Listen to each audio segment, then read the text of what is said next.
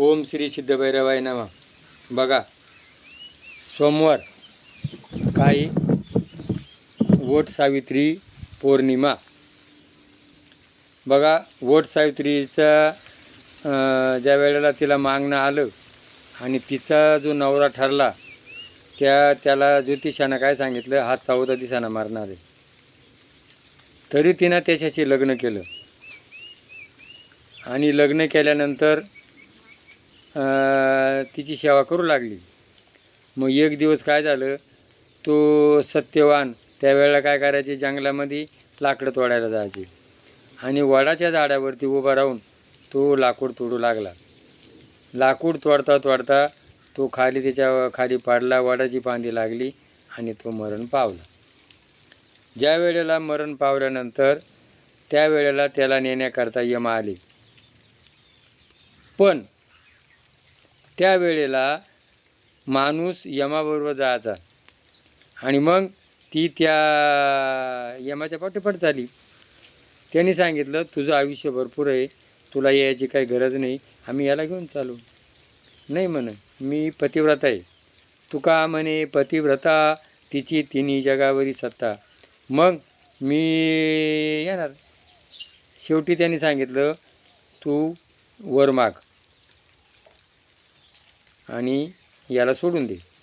चालेल म्हणून तिनं एक वर मागितला, माझ्या सासू सासऱ्यांना डोळे येवो, त्यांचं राज्य परत मिळो आणि त्यांना नातू नजर पडो. आता झालं.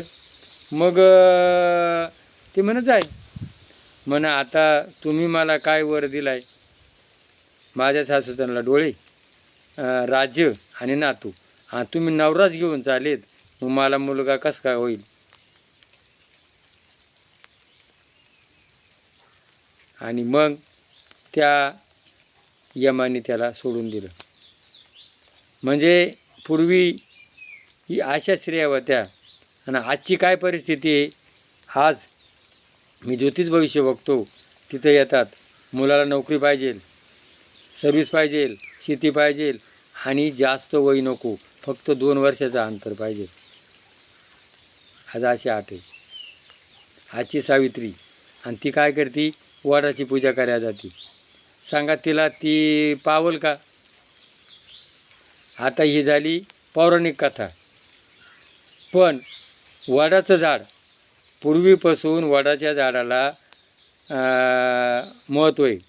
त्याच्यामध्ये आयुर्वेदिक गुणधर्म आहे आणि वडाच्या झाडाच्या चीक त्याचे आयुर्वेदिक महत्त्व आहे. आणि मग वडाचे ज्या वेळेला फांद्या कावळा खातो आणि ते विष्ठा करतो आणि वडाचं झाड उगतं. म्हणजे झाडं लावा, झाडं जगवा, हे आपल्या संस्कृतीमध्ये सांगितलं. जंगलतोड करू नका. जंगलतोड केल्यानंतर जसा सत्यवान मेला तसा तुम्ही मराल. बघा, आजची काय परिस्थिती आहे. आज जून महिना निघून गेला, धरणं आटून गेले, प्यायला पाणी नाही. आणि मग आज जर प्यायला पाणी नाही आहे, निमा निघून गेलं, ओझोन वायू कमी झाला, उष्णता वाढली, मग आपण नुसत्या वडाला दोरे मारून चालेल का. आणि मग माझं तसं असं म्हणणं आहे का, तुकाराम मुंडेने त्याच्या आईचं दशक्रिया होती, 10 वाजल्यानंतर ती राख आहे, त्यांनी 10 खड्डे खणले आणि त्या खड्ड्यात टाकली आणि झाडं लावली. त्याने काय गाजावाजा केला नाही. तसं आता आपण माणूस मेल्यानंतर त्याच्या राखीला तुम्ही 13 खड्डे खणा, 13 झाडं लावा. त्या निमित्तानं तुम्ही ज्या वेळेला वाढदिवस असतो तुमचा, केक कापतात आहे, तर त्या वेळेला तुम्ही त्याची आठवण म्हणून 5 झाडं लावा. आणि मग वडाला फेऱ्या मारण्यापेक्षा प्रत्येक बाईना जास्त नाही, 10 वडाच्या फांद्या, आता पावसाळा सुरू झाला आणि तुमच्या बांधावरती शेतामध्ये लावा.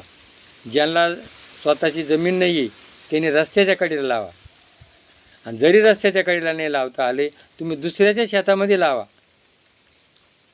आणि हा संकल्प जर प्रत्येक भारतामध्ये जर प्रत्येक महिलेने केला, वडाला दुःखे फेरे मारण्यापेक्षा वडाच्या फांद्या तोडून किंवा वडाचे कलम जर मिळले ते वडाचे कलम घ्या आणि लावून द्या.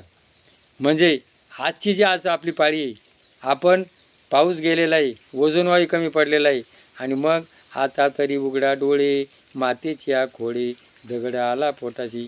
आता तरी एवढं प्रसंग आला तरी सगळ्यांनी जागे व्हा, महिलांनी जागे व्हा. ही पारंपरिक कथा आहे. झाडं लावा तुका म्हणे, वृक्षवेली आम्हा सोयरे वंचरे, पक्षी सुचोरे आळविती. हा अभंग आहे, तो आपण साजरा करा. ही जी माझा व्हिडिओ आहे कळकळीचा आहे, याच्यात बोध आहे, तर लोक याला क्लिक करते नाही, तर कृपा करून क्लिक करा, म्हणजे मलाही सांगायला बरं वाटेल. आणि हा सोमवारी प्रत्येकाने प्रत्येक महिलेने नाही 10 लावता आले तर 5 वडाच्या फांद्या आणायच्या, 2-3 फूट खड्डा करायचा आणि त्याच्यात लावून द्यायचा. जर तुम्हाला खऱ्या अर्थानं वट सावित्रीची पूजा मिळेल, पुण्य मिळेल आणि शंकर तुमच्यावर कृपा करील. जय भैरवनाथ महाराज की जय.